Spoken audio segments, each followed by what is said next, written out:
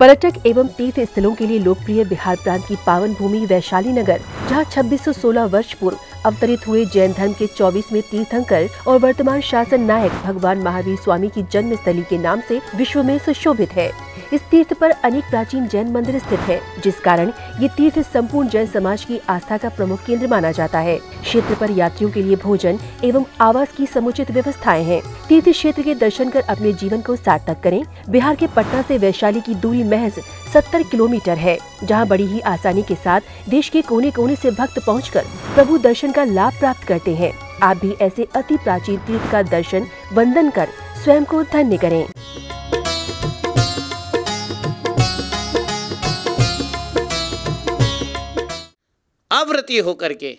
व्रती होकर के स्वर्ग को प्राप्त करना बहुत बढ़िया है, श्रेष्ठ है। ऐसे आचार्य पूज्यपाद स्वामी कह रहे हैं, वरम श्रेष्ठ है व्रतई ही व्रतों के द्वारा, व्रतों से पदम दैवम देव पद को प्राप्त करना। यहाँ देव का मतलब ज्ञान से है, यहाँ देव का मतलब अवधि ज्ञान से है, देव में अवधि ज्ञान है। ऐसे आचार्यों ने यही पूज्यपाद आचार्य व्याकरण में कहते हैं, विद्वांसो ही देवाः, विद्वान ही देव हैं। देव का मतलब यही है। भग का अर्थ होता है ज्ञान, केवल ज्ञान, और उस भग से सहित है वो भगवान है। ऐसे धवला में भगम ज्ञानम भगस्यास्ति भगवान, ऐसे वीरसेन आचार्य बहुत सुंदर धवला में बताते हैं। और यही बात आचार्य पूज्यपाद स्वामी बताते हैं, विद्वान सो ही देवाः, जिसके अंदर ज्ञान है वही देव है। ज्ञान जो है वो उससे त्याग हो जाता है, त्याग से शांति मिलती है। ज्ञान से त्याग होता है, त्याग से शांति मिलती है। तो वही बात ये बता रहे हैं, वरम व्रतय पदम दैवः, दैवम देव पद जो है वो व्रत धारण करने के बाद देव पद को प्राप्त कर रहे, शुभ भाव से शुभ सद्गति को प्राप्त करने की बात कर रहे हैं, और अशुभ भाव से दुर्गति को प्राप्त करते हैं।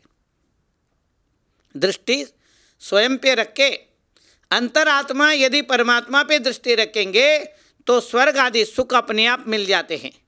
आगे श्लोकों में बहुत सुंदर बातें आचार्य पूज्यपाद स्वामी कह रहे हैं, परंतु अभी ये समझना जरूरी है, वरम व्रतय, व्रतों के द्वारा व्रत लेकर के देव पद पाना श्रेष्ठ है, और बिना व्रत के नारकी होना बदतर है, बत नारकम, बदतर है, खेदजनक है। ये तो बहुत ही खेदजनक है महानुभाव। अब उसके उदाहरण के द्वारा बता रहे हैं, एक दृष्टांत के द्वारा बता रहे हैं। उसको समझाने के लिए कोई चीज़ ऐसे बता रहे हैं, वो बता रहे हैं, छाया तपस्तयोर्वेदः प्रतिपालयतोर्महान्। छाया पेड़ की छाँव में या एक किसी घर के छाँव में, छत्र छाया में बैठे हैं तो वो ज़्यादा बेटर है। अन्यथा खड़ी धूप में जा कर के फंस गए, बहुत ज़्यादा गर्मी पड़ रही है, धूप में पसीना हो रहा है, पैर जल रहे हैं, ऊपर से जल रहे हैं, दौड़ रहा है, इधर उधर भाग रहा है, तो उससे क्या लाभ है महानुभाव। जैसे बिना व्रत के नारकी बन रहा है, बिना व्रत के दुखी बन रहा है, बिना व्रत के आसक्त हो रहा है, तो महानुभाव वृत्तिर्भोजनम तस्य अभावः, वृत्तिर्भोजनम तस्य अभावः व्रतम। वृत्ति का मतलब भोजन है, उसका अभाव व्रत है। तो भोजन कैसे है? पांचों इंद्रियों के लिए जो दिया जाता है वो भोजन है। शरीर के स्थिति के लिए, शरीर का ये कार्य चलता रहे उसके लिए जो दिया जाता है वो भोजन है। खाना भी बोलते हैं, आहार भी बोलते हैं, खाद्य भी बोलते हैं, जो चीज़ है। जैसे रसना इंद्रिय को देंगे, भोजन वहीं से शुरू होता है, स्पर्शन इंद्रिय से शुरू होता है, रसना इंद्रिय के जाता है, घ्राण इंद्रिय में जाता है, कर्ण इंद्रिय के लिए जाता है, चक्षु इंद्रिय के लिए, सबके लिए कुछ न कुछ मिलता है, उसका नाम भोजन है। और उससे थोड़ा सा उसके संपर्क से दूर करे वो व्रत है। व्रत का मतलब स्पर्शन, रसना, घ्राण, चक्षु, कर्ण और मन को संतुष्ट करने वाला जो वस्तु है वो भोजन है। और इन सारे इंद्रियों से परे हो जाना वो व्रत है। उपेत्य अक्षाणि सर्वाणि निर्वृत्यानि स्वकार्यता। उपेत्य अक्षाणि सर्वाणि निर्वृत्यानि स्वकार्यता। अपने इंद्रियों को थोड़ी देर के लिए शांति करना और आत्मा के निकटता को प्राप्त करना व्रत और उपवास है। उप का मतलब समीप, वास का मतलब निवास करना है। कि यहाँ जो आचार्य बता रहे हैं, जब जब हम आत्मा के सम्मुख हो जाते हैं, जब जब हम अंतरात्मा के ओर हो जाते हैं, आत्मा के ओर हो जाते हैं, तो अंतरात्मा है। इंद्रियों को और जो भोजन मिल रहा है, वस्तु मिल रहे हैं, आभूषण मिल रहे हैं, सेट्स मिल रहे हैं, दुनिया के बाहर के वस्तुएं मिल रही हैं, पांचों इंद्रियों के विषय मिल रहा है, ये अव्रत हैं। जब जब हम इस तरफ हो जाते हैं, तब तब हम अपने से विमुख हो जाते हैं, दृष्टि हटी और दुर्घटना घटी। तो महानुभाव, पूज्यपाद आचार्य कह रहे हैं वही नरक है। जो हम अपने आत्मा से विमुख हो रहे हैं वो अव्रत है, अव्रत ही नरक है। नरक एक संज्ञा है ना, वहाँ जाने के बाद नरक में क्या क्या मिलता है ये तो अलग बात है। यदि आप हर वर्तमान में अपने ओर सम्मुख हो रहे, अपने आत्मा के ओर हो रहे हैं, तो वो आप अपने आप को देख रहे हैं, कर रहे हैं तो या तो शुभ कर रहे हैं या अशुभ कर रहे हैं। शुभ पुण्यस्य अशुभ पापस्य, यही आचार्य उमा स्वामी जी ने तत्वार सूत्र में बताया। उस तत्वार सूत्र के व्याख्या करते हुए, टीका करते हुए पूज्यपाद स्वामी इसका बहुत सुंदर वर्णन करते हैं। वही बात ये जो इष्टोपदेश में बता रहे हैं, व्रत अव्रत, छाया और तप, धूप छाव, शुभ और अशुभ, पुण्य और पाप, pain and pleasure, pain and pleasure, सुख और दुख, ये जो भाव विचार आ रहे हैं, विचार है, ये है कुछ भी नहीं, विचार है। इसी को हमारे आचार्य भाव कह रहे हैं। यत्र, जिस जगह में आगे के श्लोक में और सुंदर तरीके से बताएंगे, यहाँ ये बता रहे हैं कि व्रत और अव्रत, शुभ और अशुभ। कह रहे अशुभ से तो शुभ बेटर है, ये बता रहे अशुभ से तो शुभ बेटर है, क्योंकि विचार आ ही रहे हैं, भाव आ ही रहे हैं, तो वो जो अशुभ विचार आ रहे हैं उनको तो करना नहीं पड़ता है, अपने आप आते हैं। तो महानुभाव, शब्द, अर्थ और भाव, शब्द से अर्थ, अर्थ से भाव, ये सारे चीज़ें जो हैं आचार्य बता रहे व्रत और अव्रत। व्रत से व्यक्ति स्वर्ग सुख को प्राप्त करता है, अव्रत से नरक दुख को प्राप्त करता है। महानुभाव, आचार्य पूज्यपाद स्वामी जो कह रहे हैं वो यही है, हर समय या तो हम शुभ कर रहे हैं या अशुभ कर रहे हैं। अशुभ अपने आप हो जाता है, शुभ करना पड़ता है, और शुद्ध भी अपने आप हो जाता है। आप शांत बैठेंगे, शांत बैठने के बाद जो श्वास हम ले रहे हैं, सांस ले रहे हैं, ले रहे हैं, सांस ले रहे हैं, जब हम जबरदस्ती लेते हैं, जब प्राणायाम करते हैं, या अनुलोम विलोम करते हैं, या और हम प्राणायाम के और विधियों में भस्त्रिका करते हैं, कपाल भाती करते हैं, तो हम प्राणायाम करते हैं तो सांस ले रहे छोड़ रहे हैं। जब हम चुपचाप बैठे हैं तो अपने आप आ रहा है और जा रहा है, हो रहा है। या कर्ता भाव नहीं है, भाव है, स्वभाव है। भाव से हम स्वभाव के ओर जाते हैं, उसका नाम ही ध्यान है, उसका नाम योग है। आत्मा जो है अंतरात्मा के ओर चले वो इनाम योग है, वो अंतरात्मा परमात्मा के ओर चले वही योग है, वही ध्यान है। महानुभाव, उसी का नाम व्रत है। व्रत का मतलब उपेत्याक्षाणि सर्वाणि निर्वृत्यानि स्वकार्यता। ये इंद्रियां अपने कार्यों को छोड़ करके, ये मन अपने कार्यों को शांत रह करके नमन हो जाना, नमन, ये शब्द बहुत गहराई है इसमें, परे हो जाना। मन आए तो शुभ या अशुभ कोई न कोई विचार आते ही रहेंगे। तो महानुभाव, शुभ और विचार, अशुभ जो विचार भाव आ रहे हैं इनको हम रोक देते हैं, अशुभ विचारों को, उसको संवर कहते हैं, और अशुभ विचारों को डिलीट कर देते हैं, उसको निर्जरा कहते हैं। जैसे जैसे हम शुभ में आते हैं अशुभ अपने आप डिलीट हो जाते हैं, और शुभ भी जब शुद्ध में पहुंच जाते हैं, सूल को छोड़ देते हैं, फूल है और फूल के पीछे फल है। पाप सूल है, कांटे हैं, पाप छोड़ना पड़ेगा, पुण्य फूल है, मोक्ष फल है। तो महानुभाव, उस परमात्म तत्व को प्राप्त करने के बाद अंतरात्मा जो फूल है, अंतरात्म तत्व है, बहिरात्मा छोड़ दिया, पाप है, अशुभ है, ये इंद्रियों को छोड़ करके ऊपर उठे, और जब हम स्थिर होकर के अपने इन सांस को देखते हैं, हर सांसों को देखते हैं, हर सेल्स में जा रहे हैं, सारे कोशिकाओं में, सारे शरीर में सांस जा रहे हैं, ग्लूकोज ऑक्सीजन हर कोशिका में जा रहे हैं। उसके जाने के बाद वो एक शब्द उत्पन्न होता है, उसको अनहद नाद बोलते हैं।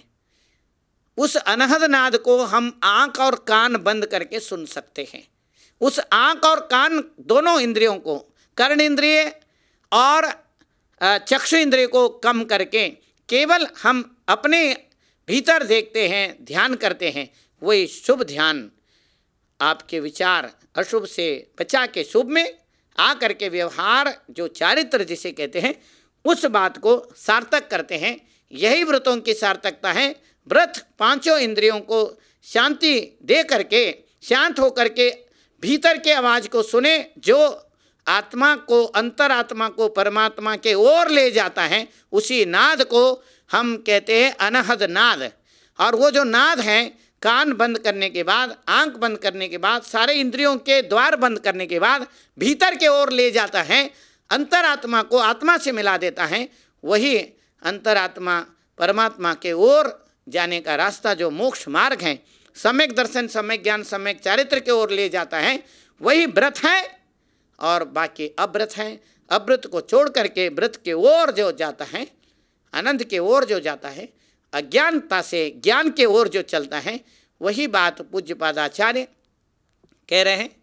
और हमें अव्रतों से निवृत्त होकर के व्रतों में, अर्थात अंतरात्मा के ओर जागृति को उत्पन्न करना, जागृत हो जाना, प्रतिपल प्रतिक्षण हर वर्तमान को आनंद के साथ अनुभव करना, वही एक अंतरात्म तत्व का अनुभूति है। वही अंतरात्मा से परमात्मा का अनुभव किया जा सकता है। यही मार्ग है, यही मोक्ष मार्ग है, ये रत्नत्रय है। तो महानुभाव, ये सारे केवल भोजन छोड़ना या गर्मी सर्दी को, ये सारे चीज़ें, ये बहिरंग तप हैं। वास्तव में अंतरंग तप प्रायश्चित, चित्त की विशुद्धि हो, चेतना की विशुद्धि हो, प्रायश्चित, विनय, वयाव्रत, स्वाध्याय, विसर्ग, ध्यान, कायोत्सर्ग जो है, उस परम आनंद के अनुभव करना, शरीर से ऊपर उठना, वही व्रत है। उन व्रतों से हम अव्रत को त्याग कर व्रत में आकर अच्छे पद को प्राप्त करने की ये उपदेश देते हैं।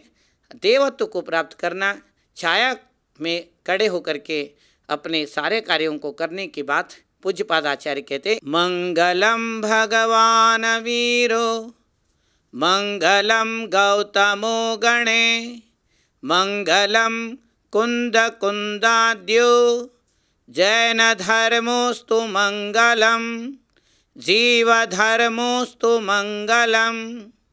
महानुभाव, आचार्य पूज्यपाद स्वामी द्वारा विरचित इष्टोपदेश का हम लोग चर्चा कर रहे थे। और आचार्य उमा स्वामी जी ने तत्वार सूत्र में बताया है, वाचना, पृच्छना, अनुप्रेक्षा, आमनाय, धर्मोपदेश। ये 5 प्रकार के स्वाध्याय है। वाचना अर्थात शास्त्र को पढ़ना, जैसे है वैसे ही पढ़ना। पृच्छना, आपस में डिस्कस करना, पूछना, पृच्छना। जो समझ में नहीं आए उसके बारे में भी पूछना, जो समझ में आए उसको और गहराई में समझने के लिए पूछताछ करना, एक दूसरे को वाक्य व्यवहार करना, पूछना है। अनुप्रेक्षा कि पुनः पुनः पढ़ना। अनु का मतलब पुनः पुनः, पुनः पुनः पढ़ने को अनु बोलते हैं। प्रेक्षा यानी अपने आप को ये जो अध्ययन किए हैं उसके माध्यम से स्वयं को देखना प्रेक्षा है। प्रेक्षा का मतलब अपना स्वयं का दर्शन करना, देखना। अनुप्रेक्षा। आमनाय उसको मनन करना।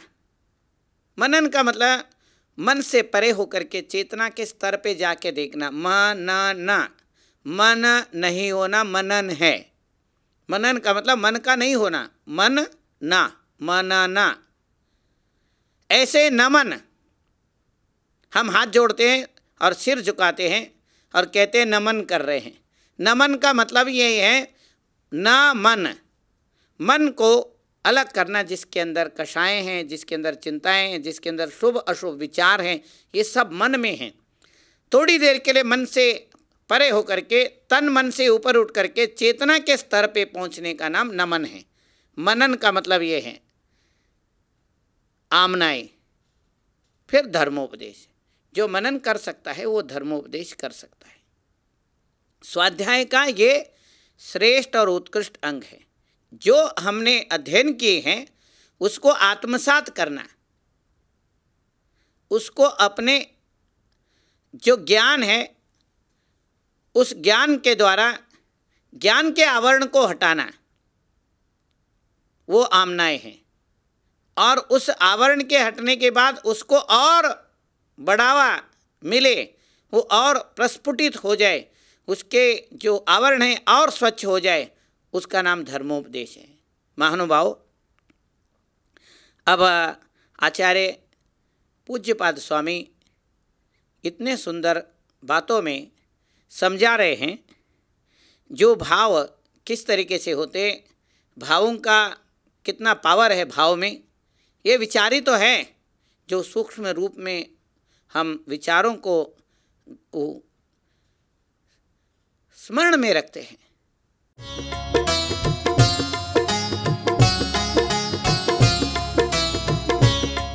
पर्यटक एवं तीर्थ स्थलों के लिए लोकप्रिय बिहार प्रांत की पावन भूमि वैशाली नगर, जहां 2616 वर्ष पूर्व अवतरित हुए जैन धर्म के 24वें तीर्थंकर और वर्तमान शासन नायक भगवान महावीर स्वामी की जन्मस्थली के नाम से विश्व में सुशोभित है।